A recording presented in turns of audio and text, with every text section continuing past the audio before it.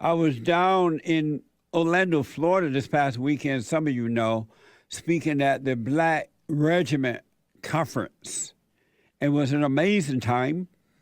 One of the speakers, about a man by the name of Jeffrey Younger, was there. And I think I've heard Jeffrey's story before, but I didn't know the depths of it. He gave a speech there talking about what he's going through with his son. And it was so interesting. I asked Jeffrey, would he come on the show and tell the world what's really going on and how he's dealing with it, why this is happening. And so I want to talk to Jeffrey a few minutes about those things, and then I'll get back to your calls, guys. So hold on, David, and the rest of the callers. I have with me Jeffrey Younger, and Jeffrey is Jeffrey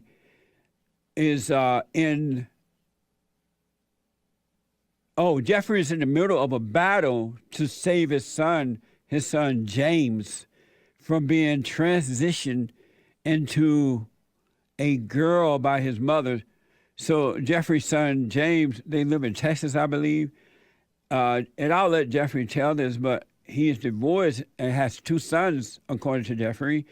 And the ex-wife is trying to take off the body parts of one of his sons, James, and put a female body part on. And so the battle is happening with that. Jeffrey, thank you for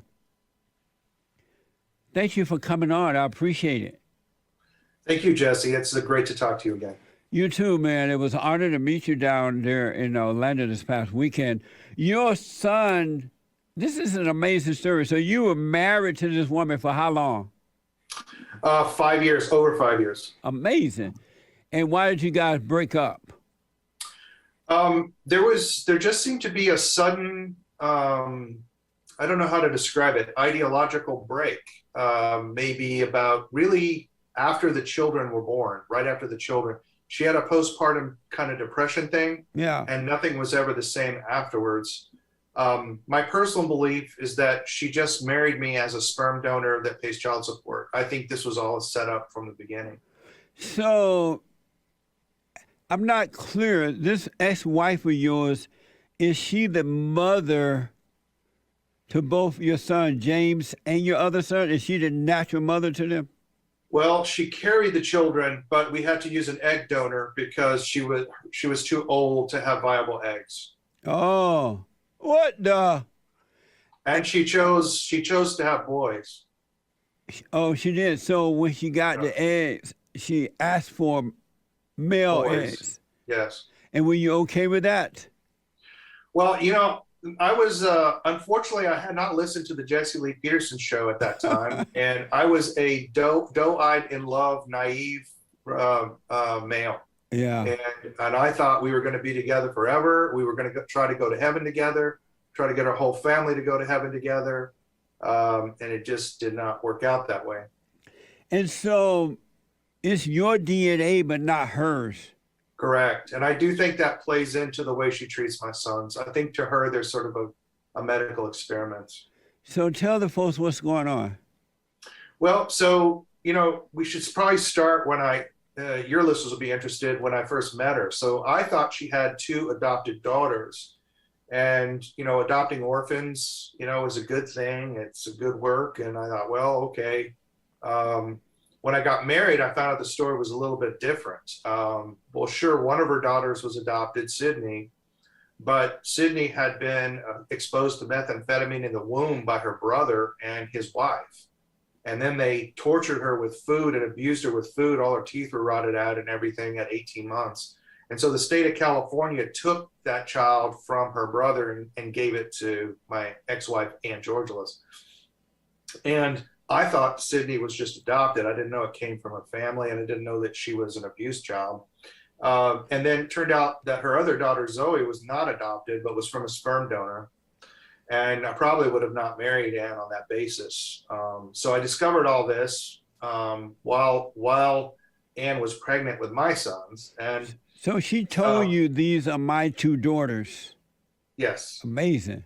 Yes. And so what started happening after we had the children, when the boys had turned 2, I started noticing that she would say weird things to James when she would put him into timeout. And so I would go over and listen. One time I heard her say, "You don't want to be a boy. The monsters only eat boys," when she'd put him in a timeout and scare him, to make him scared to be a boy. And I told her, "Hey, you can't do that anymore. Stop doing that."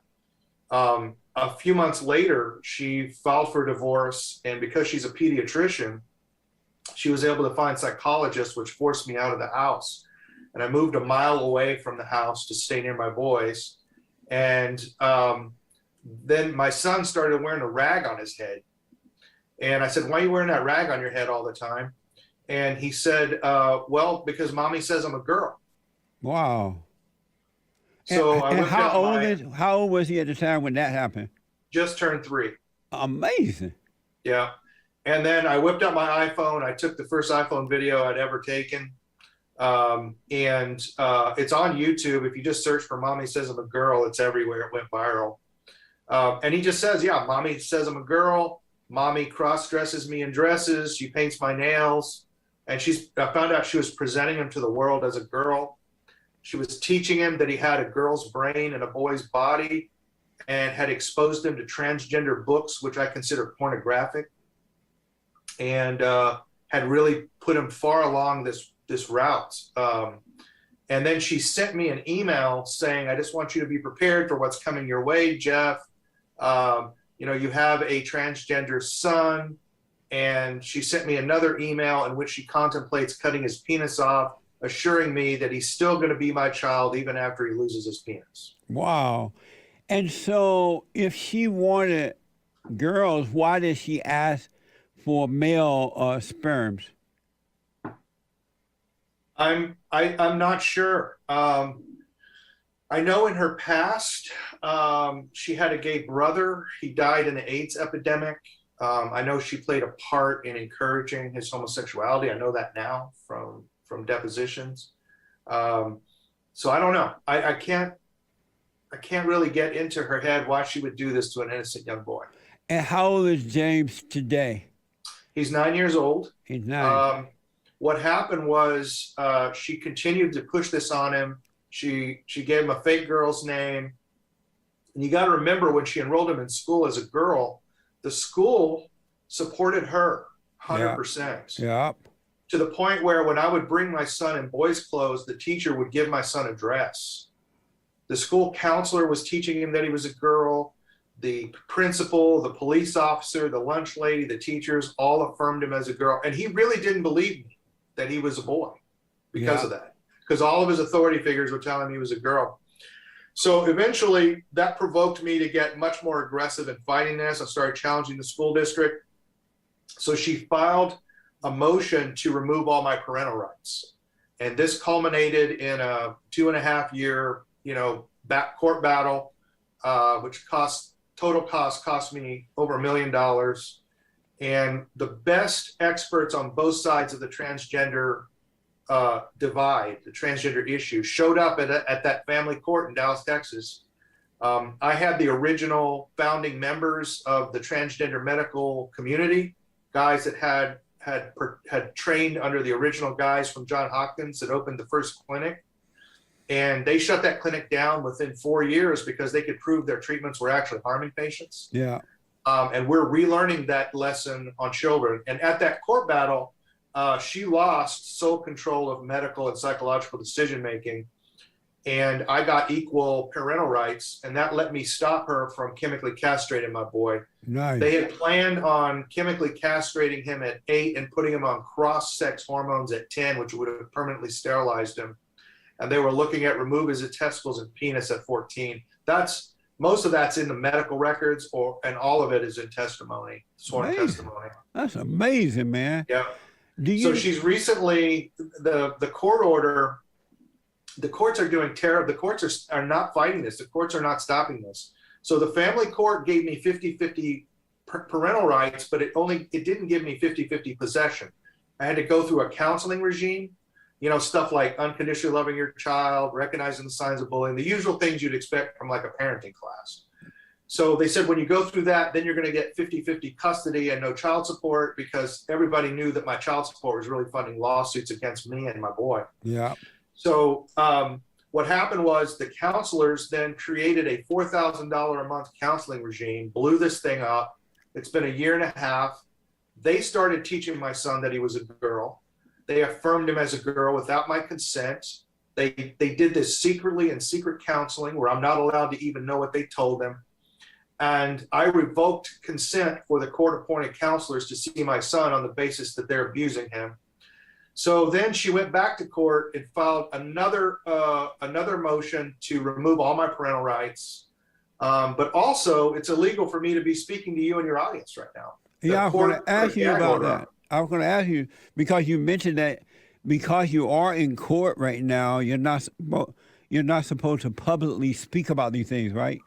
Well, actually, the court imposed a permanent injunction on me to never be able to, again, speak about any transgender issue, any LGBT issue, whether my son's a boy or a girl. I'm not allowed to do any blog posting, talk to any reporter, any of this. This is all totally unconstitutional. And I have decided that I am not following unconstitutional orders, mandates, and laws anymore. If the government believes that this is a constitutional court order, then I'm going to go to jail and we're going to challenge it in the Texas Supreme Court. And I'm prepared to do that. Right on, man.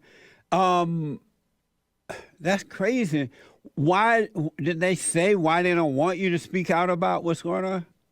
They're saying that the publicity is harming my son, but that's objectively false. If it hadn't been for the support of my community, my sons would not have had an adequate defense at court, and I wouldn't have gotten equal parental rights. If I hadn't spoken out, my son would be chemically castrated right now. Amazing, man. Do you know if the male is determined by the sperm or the egg? I'm not sure. Yeah, okay.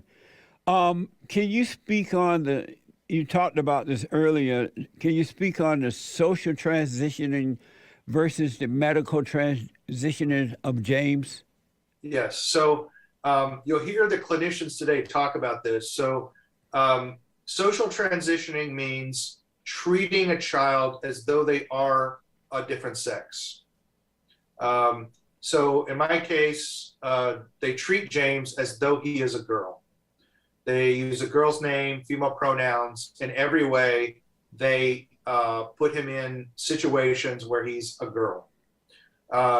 Social transitioning is very, very dangerous. It is not a neutral intervention by psychologists or parents or teachers. The research is extremely clear on this. When you socially transition a child, they are much more likely to go on to hormone treatments. And once they're on hormone treatments, virtually 100% of them go on to have their genitals removed. Amazing. So yes, social transitioning is extremely dangerous. It's not neutral. And parents should be very wary about this. Schools are beginning to socially transition children without their parents' knowledge or consent. School counselors and teachers are allowing children to be called by, for example, boys to be called by female names, allowing boys to use the female restrooms without even telling the parents. Amazing. I wanted to ask you, I know that there are many women out there killing the man's children inside the womb by way of abortion. Yes. How did these type of women become so evil that they are willing to cut off the children's body part and replace them with fake body part? Because it doesn't change the boy it doesn't cause him to become a girl, and it doesn't cause a girl to become a boy when they change the body parts. What happened to women when they become that evil that they can mutilate children like that come from their wombs? I think it is one of an ancient, well-known to Christians at least, very well-known phenomenon. If you look at the struggles that the Israelites had in the desert when they left Egypt, it was always with child sacrifice cults, the followers of Baal and so forth, that in the mountains were sacrificing their children, the Canaanites that were literally eating their own children in sacrificial meals and things. So, this is an ancient evil. And I think what it's come down to is that women have come to hate men so much, and it really comes from their own self-hatred, their own self-hatred, Yeah. um, that they want and desire the power to physically change their sons into whatever they want. It may not even be into a male. Sometimes they're asexual or agendered, or these weird, all these genders that they've made up. And it's an expression of a kind of godlike power that these women desire. And this surgery seems to give them the kind of high they get pretending they have that power. Amazing. Very good explanation, man. You are, your other son that's with this woman, are you concerned that she may try to do that to him too? So far, she hasn't done that to him. She's done other things to him, though. How old is he? He's the same age. They're twins. Oh, okay. And so she's done other things like what? Well, she did this with her daughter. She picks a winner and a loser child. So like with my son, Jude, she never taught him to tie his shoes. And she taught James to tie his shoes in secret. And then she would say, Jude, you're just too dumb to tie your shoes. We'll just get you Velcro shoes. She never taught him to use a knife and fork and made him eat with his hands when she taught his brother how to use a knife and fork. He is humiliating him constantly. And so, I spent a lot of time with my son Jude just redressing all those things, Yeah. He has a little bit of cerebral palsy, so he does have some coordination issues. But he, with a little work, he's fine. So I got him into sports that really helped him. He's a boxer and a wrestler, and he loves boxing especially, and boxing really helped him. But she just never spends any time with him and just has designated him as a loser child. The other thing is, he knows that his son's not a girl. I mean, his brother's not a girl. Yeah. We were out rabbit hunting and we came home and we're all dirty. We're all getting in the shower and we're joking around. And he just points at James's Crocs and said, he's not a girl. Why does everybody say he's a girl? Amazing. And, yeah, kids and know. I'm like, so his struggle is he knows he's not supposed to break the commandments. And we pray that every day. Lord, teach me your statutes, right? Yeah. But he's struggling with, why does he then have to break the statutes? Why does he have to break the commandments at his mom's house? When is it okay to break the commandments? And it's really had a detrimental effect on his moral education. It's amazing how we have wicked courts today that goes against the man and his children in favor of these evil women. And the heads of these courts, they know that this is wrong, but it's about hating a man. It's about money. They can care less about the children. It's about both. You're exactly right. It's there's a thing called the Duluth model, for example, that all family court judges are trained in, which basically says that any problems in the marriage are the cause of the man. That women are not they're not moral agents. Anything good that happens in the marriage is because the woman did it, and everything bad that happened in the marriage is because the man did it. If the woman does something bad, it's because the man made her do it. So it's truly how it is in family court. And the financial incentives are just insane. So, there's a federal law called Title 4D, which gives matching funds for the collection of child support. It's like 60 cents on the dollar. Amazing. And in most states, the Judicial Retirement Fund comes out of those child support reimbursements, so that the judge actually gets more retirement if they assign more child support. In Texas, it's so much money, it funds the entire Attorney General's office. The entire budget is funded by this. So the Attorney General in Texas actually gives quotas to courts to assign child support. So child support is not based on the child's best interest. It's based on reimbursement monies to state agencies and budgets. And they want to get you into that system so that they can confiscate that money.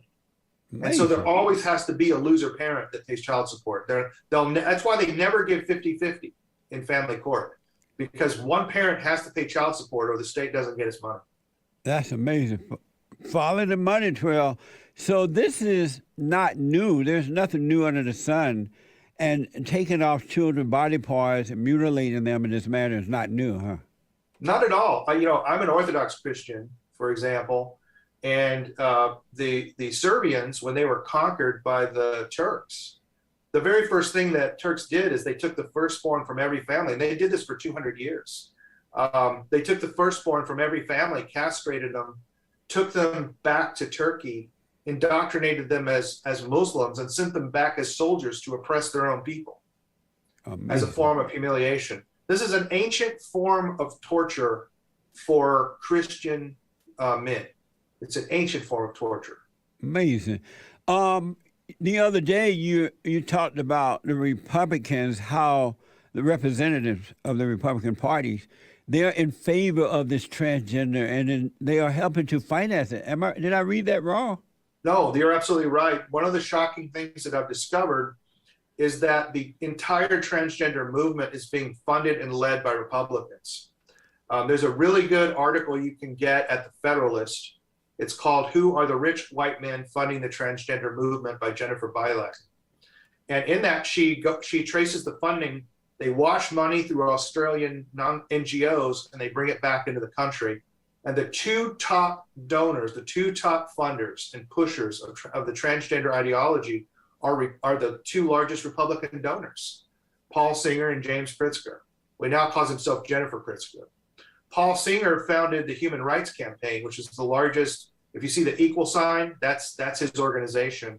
And he gives millions of dollars to governors and senators and representatives, and they stand to lose that money if they go against any kind of LGBT issue. That's why we keep losing these issues in legislators. So in Idaho, the Republicans control all three branches of government, and the Senate refused to pass a law. The House passed it, but the Senate refused to pass a law banning sex change surgeries on kids. They're letting kids be physically castrated in Idaho right now because Republicans blocked the law.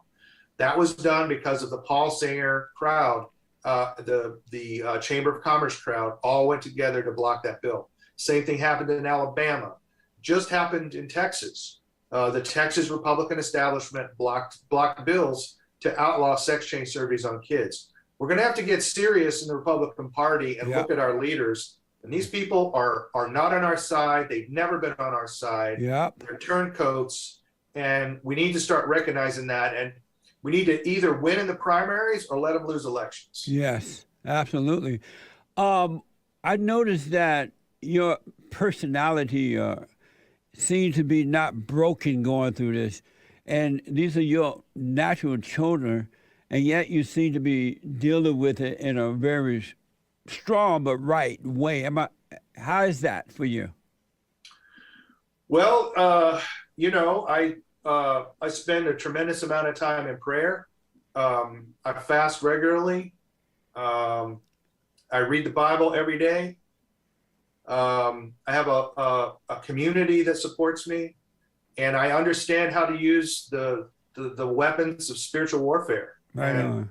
I was in a deposition one time, and I realized that they were trying to really get me angry by saying some terrible things about my son.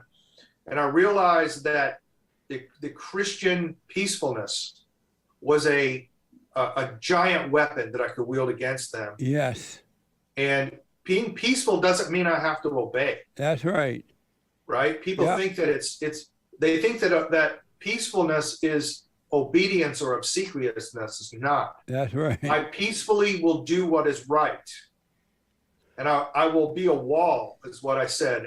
I prayed about this. I will be a wall. When you push against a wall, it doesn't hit you back.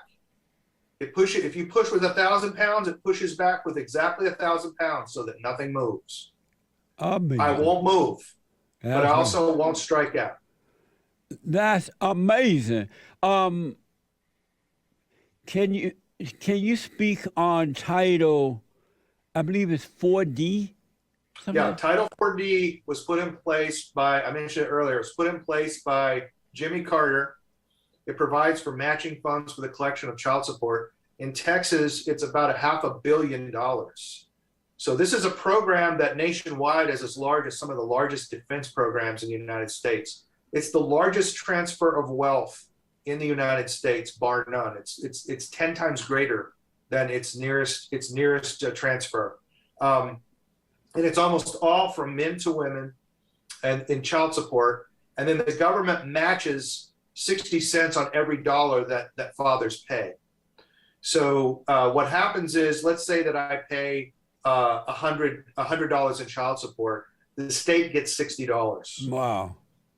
And there are tremendous incentives that have been set up. So judges' retirement comes out of this. So the more child support they assign, the more their retirement will be. Yeah. So they have incentives to go way beyond what is needed to raise a child, way beyond what's in a child's best interest. And the child support formula, for example, in Texas, is 30% of your gross income for 2 kids. Amazing. So if you think about that, if 30% of your gross income, and people don't know this, when you pay child support, you cannot deduct that as a child expense. Amazing. Other gets to deduct the money that you pay as a child expense. You can't deduct it. So it's 30% gross expenses that are non-deductible. Even millionaires cannot absorb that kind of expense. Yeah. And in Texas, if you make the average income, which is $38,000 a year, you literally cannot live. I've worked out the numbers, and you'll be left with $9,000 a year to live on when you take out all the taxes that you pay. Amazing. Jeffrey, You just can't live on it. So what happens is men get thrown in jail. So there are actual courts in every county. They're called Title 4D courts, unsurprisingly. And here's how the Jeffrey, states, hold that thought for me, please. Let me take a quick break. When we come back, we'll wind this up. Jeffrey Younger is with me, folks. I want to finish up with Jeffrey Younger. I was fortunate enough to hear him down in Orlando, Florida this past weekend. We both spoke at the same event. And I had no idea the depths of what he's going through with his son.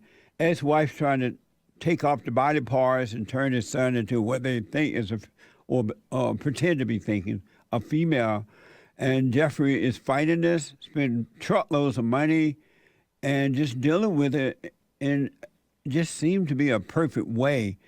And Jeffrey Younger, I'm so glad that you were able to come on to let the people know the depths of evil, because this is like truly, truly evil. It almost, even though abortion is evil as well, it almost makes abortion look sane. This is so evil. Yes. And this is essentially torturing someone to death. These people live tortured lives for the rest of their lives. They can never reverse what was done to them. And it's a terrible thing. We're basically in thrall to a group of elites that want to take us back to Baal worship and want to reduce us to pagan child sacrifice. And they're going to have it one way or another, and they'll slowly push this all the way. Pedophilia is next. Yeah. It's being normalized right now. Sexual relations with children is being normalized right now. California is already doing it. They've reduced the age of consent.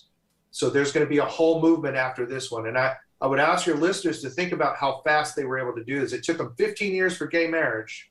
It only took them 5 years for transgender. How long do you think it's going to take them for the pedophilia movement? Amazing. Do they know what they're doing? I believe they do. And Yeah, I believe yeah. it's absolutely intentional. And I don't believe that this is any kind of a progressive social movement or a movement to expand individual rights. Yeah. Nothing to do with that. What this has to do with is a spiritual perversion. Yep. It's acting to destroy the Lord's kingdom on this earth. I totally agree. So this is from a biologist. He says that a male child can only come from the male, only from the father, the sperm. So male kids come only from the father. That makes sense. Yeah, it does. So Jeffrey, the court has told you not to speak out publicly about what's going on. You've done it here, you've done it down in Florida and other places.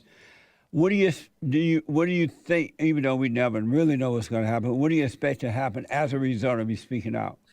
Well, they have brought criminal contempt charges against me on July 2nd, this coming Friday. I'll be going to a Dallas courtroom.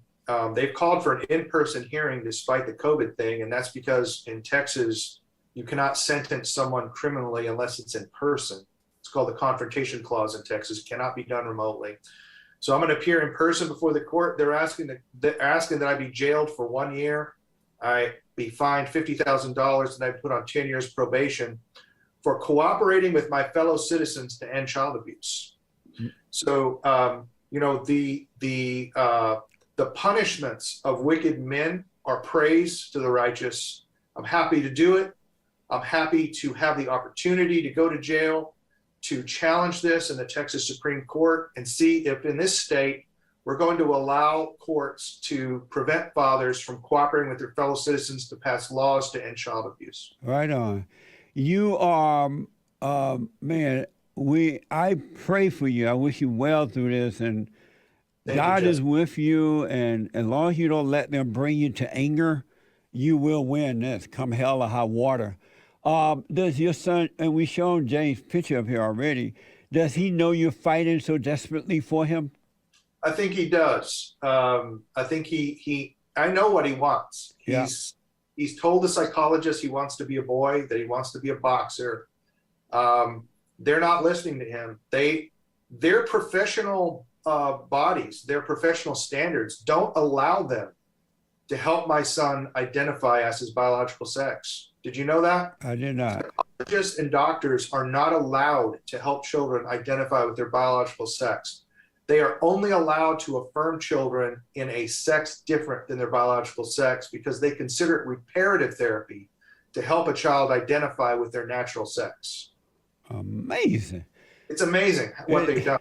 It is, man. So, Jeffrey, what's your website? How can we all help you? And what's your website? Well, they always take down my stuff. The courts take it down, but there's a network of volunteers that run a Facebook page. They just go onto Facebook and search for Save James, and you can get up-to-date things about my case, about other cases. There's people that I help all over the country and help walk through how to fight this. My lawyers are some of the most experienced lawyers in America fighting this, and I pay for time with my lawyers to help other people all the time. There's also a donation link at the top. You know, if you have the ability, it helps my legal fees, which are substantial. But mainly it's about getting informed about how radical this is and how pervasive it is. It's in your schools. It's in right now. It's in your pediatrician's office. And the last question, I think, what type of doctor or anyone would agree with, even though they're trying to impose these laws on doctors and psychiatrists and whomever, right? What type of person would accept that? Oh, okay, I'm gonna do that. You know, you ask these questions. The thing I love about you, man, is you ask questions in a different way. Most people will say, why are they doing it? But you don't ask that. You ask exactly the right question. What kind of person would do that? Because Christianity is fundamentally a religion about personhood. Yes. We approach God through the personhood of Christ, right? Yes. It's unique in that regard. Of all religions in the world, it is unique in this idea of personhood. What kind of person would do it? It would be the kind of person who believes fundamentally that the fall was a good thing, that the perversion of the perfect world that God created was a good thing. And there's exactly one entity that agrees with that, and that's Satan. Yeah. Amazing. Jeffrey, younger, amazing, man. God is with you. We're with you on this. And whatever we can do to help, you only have to let us know, and we'll be there for you, man. Thank you, Jesse. I love you, man. I love you, too, and thank you so much for coming on. I totally appreciate it. Thank you. So long. All right. God bless you, man. Amazing. Isn't that like amazing? Evil is something else. Once you give into it, folks, it will destroy you. That's why you must be born of the Father or return to the Father. Amazing. And don't forget to like, follow, tweet, subscribe, and share the Jesse Lee Peterson radio show, folks. We really appreciate it. We are at war. It is a spiritual battle for the soul of America. And it's going to take all of us to do it.